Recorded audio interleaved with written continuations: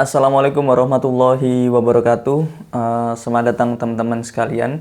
Ketemu aku di sini, Sona, di konten kali ini.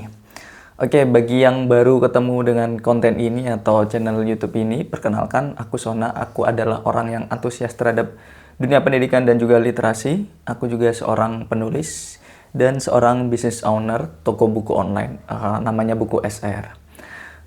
Di di setiap aku bikin kontenku selalu membahas tentang dunia pendidikan dan juga literasi, dan sesekali membahas isu yang ada di masyarakat. Oke, di kesempatan kali ini aku mau membahas spesifik ke literasi ya, terkait buku lah gitu. Nah, aku benar-benar menghimbau teman-teman sekalian untuk nggak asal baca buku, tapi lebih banyak ke arah merenungkan buku dan menemukan makna dalam buku tersebut atau buku yang sedang kalian baca. Karena melihat suatu situasi ya, dalam artian kita tahu di negara kita ini, Indonesia, minat baca kita emang nggak terlalu tinggi, bisa cenderung rendah gitu loh, ya kan. Meskipun kita seringkali membaca berita di platform digital seperti itu, tapi tidak bisa menutup tidak menutup gambaran yang jelas bahwasanya ya kita tetap rendah literasinya seperti itu. Karena literasi sebenarnya nggak hanya baca dan tulis saja, tapi bagaimana kita memahami informasi gitu kan. Kita bisa menganalisisnya dengan begitu baik dan bahkan mengkritisinya sampai sejauh itu bahkan. Jadi nggak asal bisa baca, bisa tulis, kelar, literasi kita bagus. Tidak seperti itu, tapi bagaimana kita menyerap informasi bisa dalam bentuk teks ya, kita baca dan kita pahami baik-baik. Setelah itu kita bisa menganalisisnya dan juga bisa mengkritisinya gitu. Bahkan kalaupun memang ada kesalahan dalam suatu informasi tersebut, kita bisa membenahinya seperti apa. Nah, kalau kita bisa seperti itu artinya kita punya literasi yang cukup tinggi seperti itu.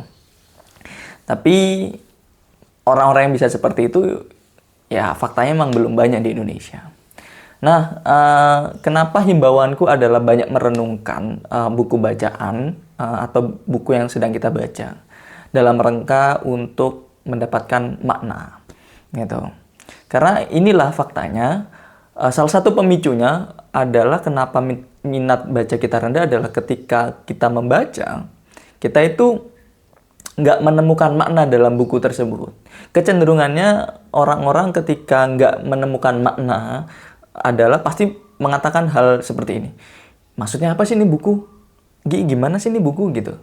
Jadi ada kebingungan. Nah, ketika ada kebingungan dan tidak paham dari informasi yang disampaikan dalam buku tersebut, buku ini bisa fiksi maupun non-fiksi ya. Kecenderungannya mengatakan demikian, kebingungan. Terus ketika bingung, terus nggak menemukan jawaban atas kebingungannya, alhasil dia bosan gitu loh, malas baca buku.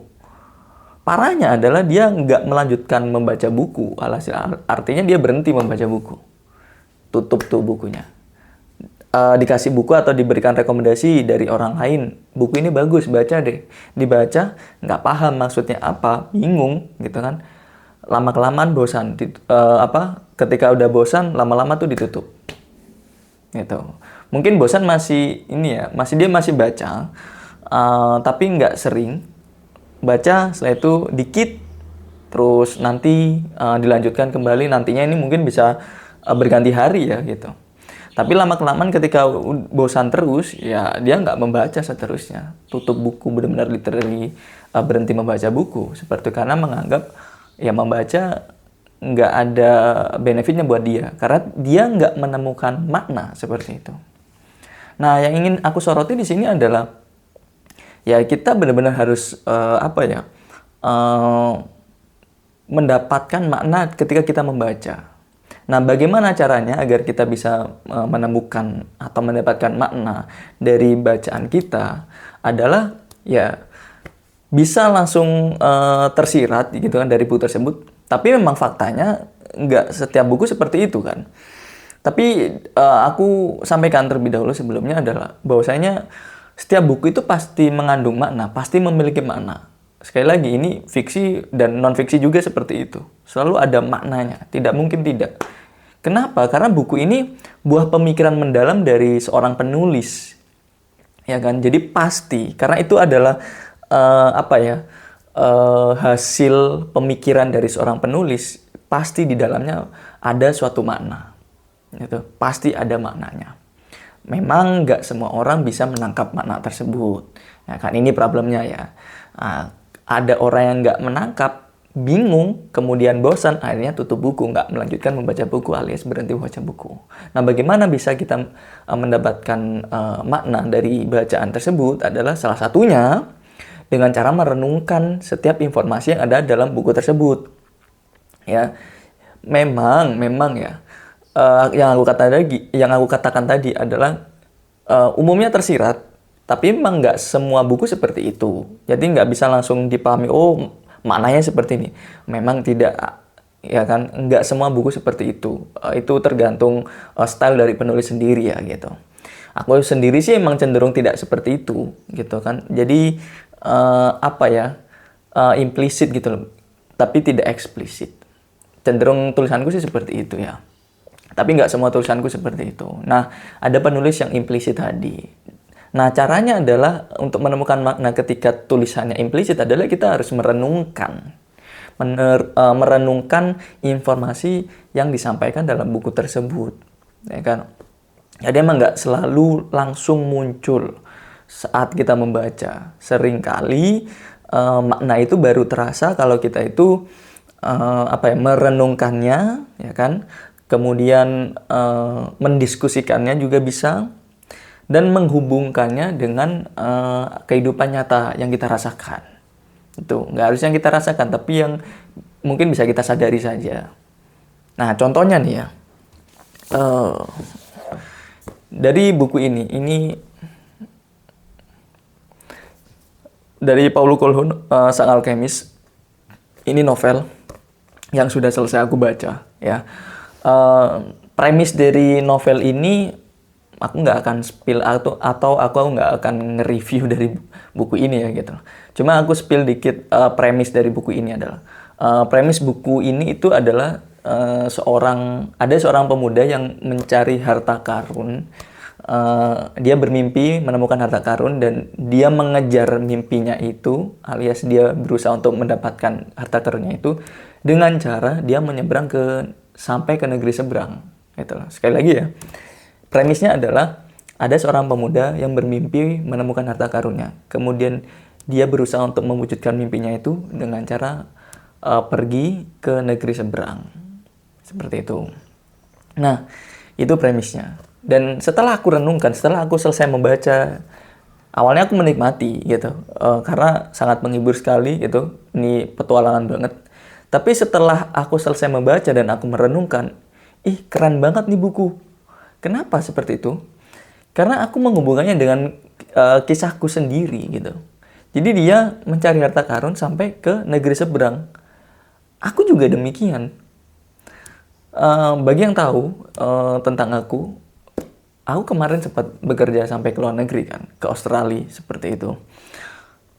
Nah, serupa, mungkin tidak exactly the same gitu, tapi serupa, similar. Aku pun juga pergi ke Australia untuk menemukan harta karunku. Gitu. Dalam tanda kutip ya. Sama, ada kesamaan. Nah, sehingga aku bisa katakan buku ini penuh makna gitu. Ini kisah petualangan dan petualangannya sama dengan petualanganku gitu. Yang aku katakan tadi emang nggak persis sama ya, tapi serupa gitu loh. Jadi buku ini penuh makna banget untuk aku, ya kan? Karena seperti aku berpetualang. Ini seperti mengisahkan kehidupanku pribadi dengan versi yang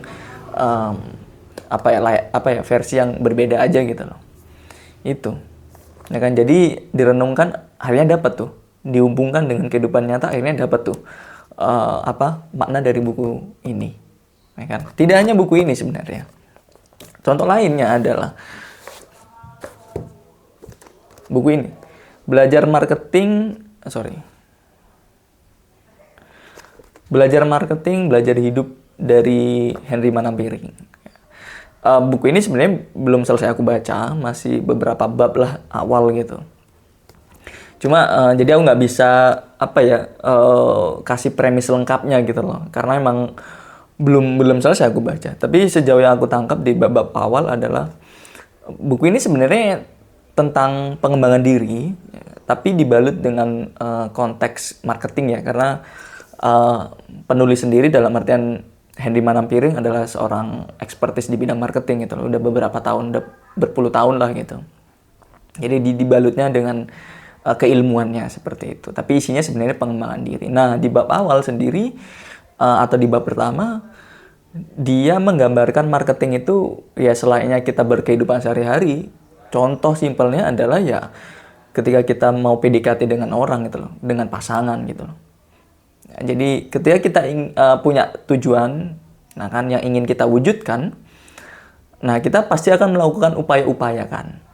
Nah melakukan upaya-upaya tersebut itu sama halnya dengan marketing.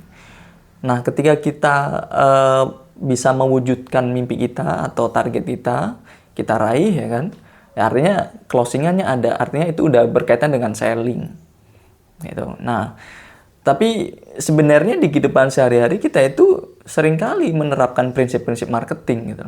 Aku pun demikian, punya tujuan ya kan, tujuan tertentu ya bukan berkaitan dengan bisnis. Dan aku melakukan upaya-upaya tertentu, lobby-lobby tertentu, negosiasi dengan teman, minta tolong teman seperti ini, minta bantuan dan seterusnya gitu kan. Dan akhirnya aku bisa mencapainya. Artinya ya aku seorang marketer juga gitu loh. Ya kan, dengan versi yang berbeda juga ya pastinya gitu loh. Tidak literally bisnis. Nah ternyata ya kehidupan sehari-hari kita itu tidak lepas dari konteks marketing. Nah ternyata aku bisa belajar dari situ, ya kan. Nah cukup luar biasa menurut aku dan cukup bermakna juga buku ini, sehingga aku benar-benar tertarik mau baca sampai habis gitu. Nah itulah contoh nyatanya. Artinya ketika kita bisa merenungkan isi buku yang kita baca, cepat atau lambat kita pasti akan menemukan makna dari buku tersebut. Dan ketika kita sudah mendapatkan makna dari buku yang sedang kita baca, kita alhasil bisa banyak belajar. Bahkan itu bisa menjadi suntikan energi untuk kita berbuat lebih baik lagi. Karena kita udah belajar kan. Nah, setelah belajar kita jadikan makna itu sebagai amunisi kita untuk do something better gitu loh. Atau bahkan kita jadikan sebagai strategi-strategi tertentu untuk bisa mencapai apa yang kita inginkan. Itu sih. Jadi penting banget, singkatnya adalah penting banget untuk bisa menemukan makna di dalam buku yang sedang kita baca. Nah, salah satu cara untuk bisa menemukan makna dalam buku yang sedang kita baca adalah dengan cara merenungkan buku bacaan kita. Bisa direnungkan, bisa didiskusikan, dan juga bisa dihubungkan dengan kehidupan pribadi kita. Itu cara yang paling ampuh. Jadi nggak usah terburu-buru, gitu kan? Nggak usah membaca buku bukan seperti perlombaan ya. Siapa cepat dia dapat, tidak demikian. Santai saja. Bahkan kalau aku pribadi aku adalah slow reader ya. Dan aku memang tidak mau terburu-buru lah dalam membaca buku, karena setiap informasi, setiap kata yang ada dalam buku bacaan itu pasti sesuatu yang berharga, dan aku ingin mendapatkan sesuatu yang berharga tersebut. Karena itu adalah potongan-potongan agar aku bisa merenungkan dan juga mendapatkan makna yang ingin aku dapat. Itu. Semoga kalian bisa mendapatkan manfaat dari video ini. Jadi sekali lagi aku himbau untuk jangan asal baca, tapi bacalah untuk mendapatkan makna. Salah satu caranya adalah dengan merenungkannya. Merenungkan isi bacaan buku. Itu aja yang bisa aku sampaikan. Semoga bermanfaat. Sampai jumpa di video berikutnya. Wassalamualaikum warahmatullahi wabarakatuh. Bye.